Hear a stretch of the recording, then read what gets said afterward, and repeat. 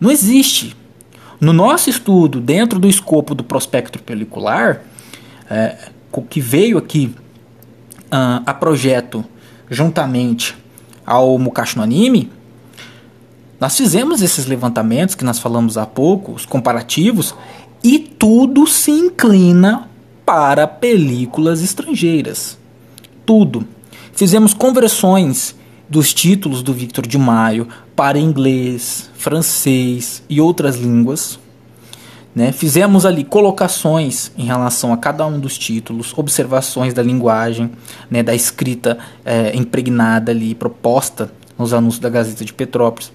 E tudo se inclina para filmetes estrangeiros, de diferentes datas, inclusive. Então, esse levantamento que nós fizemos nos permitiu fazer uma observação mais profunda em relação a essa suposta comprovação do Jorge Ivo Capelaro e o Paulo Roberto Ferreira, que surgiu, né, dentro aqui desse livro, né, desse estudo que resultou nesse livro aqui. Então, isso aqui, não somente a nossa palavra, os nossos estudos, mas também como Alex Vianney, a Demar Gonzaga e mais um outro historiador, assim como também Thalita Ferraz, afirmou ali numa entrevista na Rede Globo, isso inclusive eu acho, se eu não me engano, está no Mukashi no Anime, né, em um dos vídeos. Ela fala que o Victor de Maio exibia películas, filmetes que não necessariamente seriam de sua autoria, né? E que ele era um exibidor ambulante, tá? Eu vou deixar o link aí da matéria do G1 para vocês verem, que falam sobre 120 anos, né, das exibições aqui no Brasil, alguma coisa assim, não me lembro o título exato. Eu vou deixar na descrição para vocês entrarem.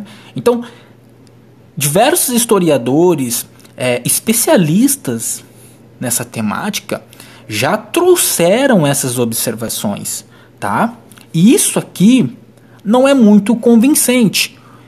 E essa mesma proposta que eu estou fazendo aqui, ela equivale para os outros 3 filmetes. E isso piora para um filmete em específico. Uma artista trabalhando no trapézio do Politeama. E vocês vão entender o porquê. É uma situação muito complexa.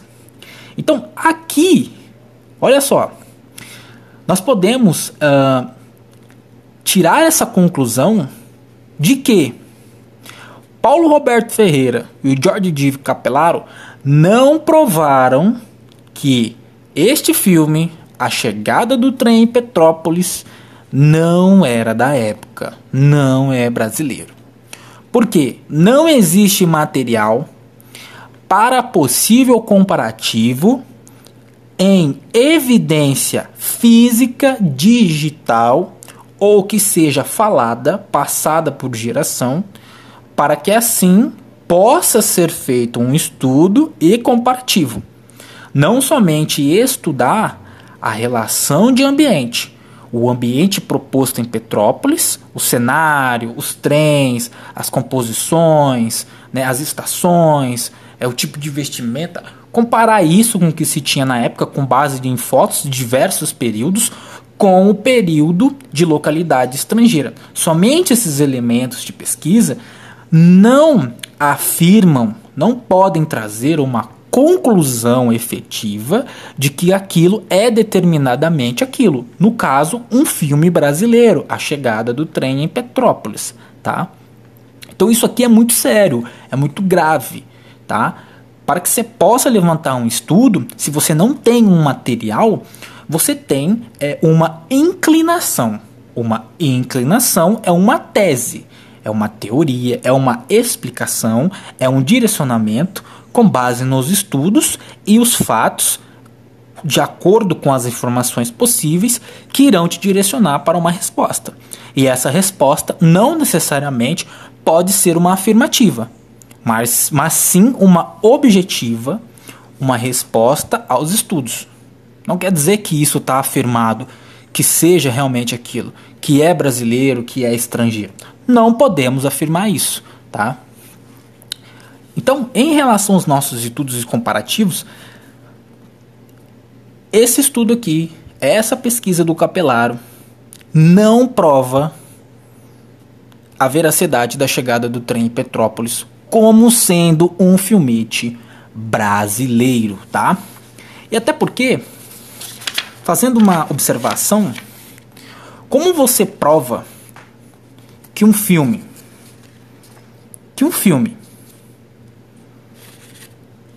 de 1897 pode ser brasileiro, no caso aqui afirma que é brasileiro, em uma página, aqui é meia mais um pedacinho, digamos que são 2 páginas. Como que você prova que um filme é brasileiro, tão antigo e sem dados efetivos mais contundentes e objetivos? Como é que você prova que isso é brasileiro?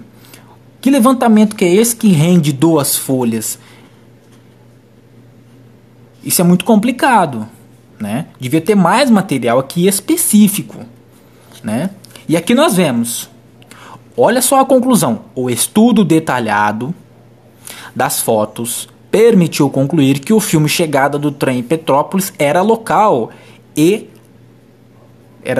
de atualidade na data, embora a cenografia possa ter sido copiada de filmes estrangeiros, o que era hábito, com ambiente diferente. Ou seja, ele está falando que o filme era local, era brasileiro, era de fato sim de Petrópolis, com base ali, cenografia, o estilo de gravação pudesse ser inspirado no estrangeiro, copiada de filmetes estrangeiros.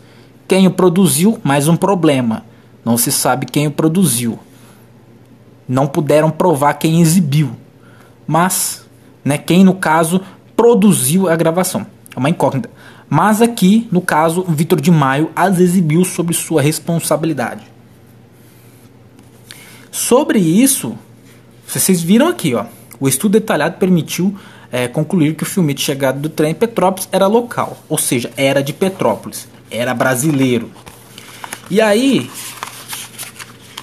como eles falam que era um filmete brasileiro, se aqui nós temos essa informação. Número 5. Chegada do Trem em Petrópolis. Seria o próprio nacional ou o clássico de Lumière, dos irmãos Lumière. Número de catálogo 653. Arrivée d'un trem. Chegada de um trem. Isso aqui, eu não sei falar francês, né? Mas isso aqui é um absurdo. Porque aqui tem uma dualidade, tem uma incerteza. Como aqui na página 51 ele prova que o filmete, olha lá, Chegada do Trem em Petrópolis era um filme local e de atualidade na data. Impossível isso aqui. Isso aqui não está certo. Isso aqui não está correto, tá? Essa aqui, a mesma ideia empregada aqui, ela equivale para os outros 3 filmetes. Um Artista no Trapézio do Politeama, Bailado de Crianças no Colégio do Andaraí e Ponto Terminal da Linha de Bondes do Botafogo, vendo seus passageiros subir e descer. É a mesma situação. Tá? É a mesma situação. Porque não existem materiais sobre esses filmetes. O que se existe são apenas os anúncios da Gazeta de Petrópolis. Então, eles poderiam sim fazer um levantamento e comparativos e dizer que isso, para eles, no estudo deles, parece ser brasileiro. Mas não afirmar, comprovar que isso é brasileiro sem ter nenhum material contundente. E não provaram quem exibiu, né? Apenas que o Vitor de Maio as exibiu. Isso aqui está muito vago. Como que você prova que isso aqui é de fato o que é em 2 páginas? Não, por favor. Né? Por favor. Então, essa aqui é a nossa análise, a nossa observação em relação à chegada do trem em Petrópolis. Esse vídeo aqui está extremamente longo, tá? Mas foi necessário, tá? E esse livro, eu vou deixar o link aí da estante virtual, quem quiser comprar o livro, tá? A gente não tem ele digitalizado, tá?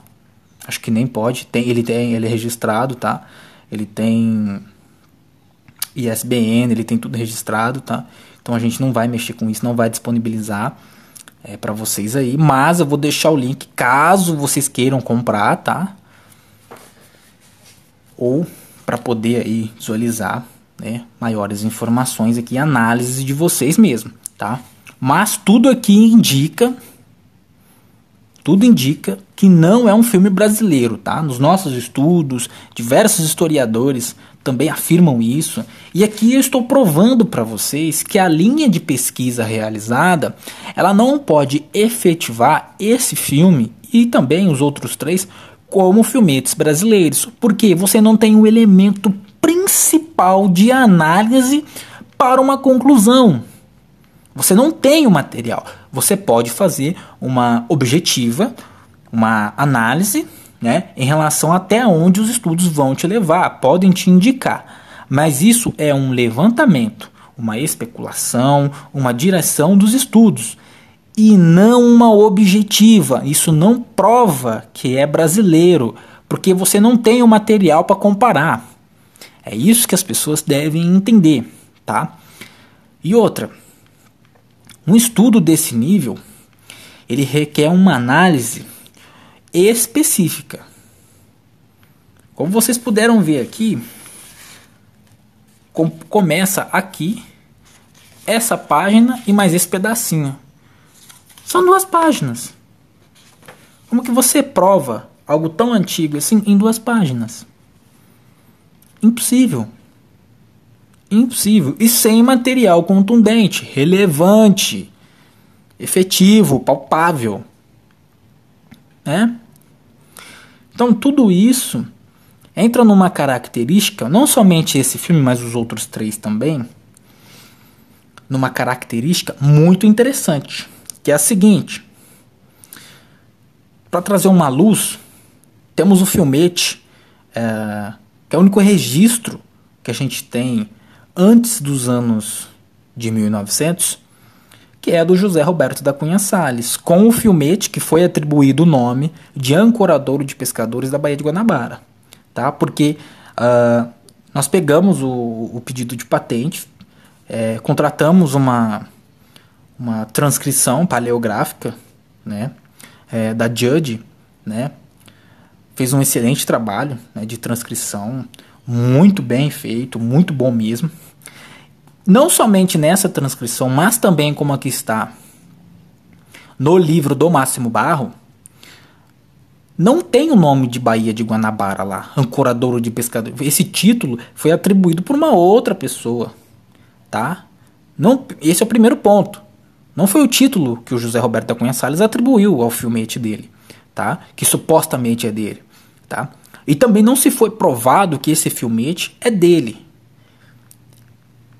E em nossas pesquisas iconográficas, nossos estudos e levantamentos de fotografias de 1800 a 1900, de diversas fotografias, principalmente do Mark Ferris, não encontramos nenhuma localidade com qualquer cenografia idêntica ao que tem lá desses fotogramas, né, do que seria do Ancoradouro de Pescadores, esses 24 fotogramas que estão lá na seção de privilégios industriais lá no Rio, né, que foi registrado lá.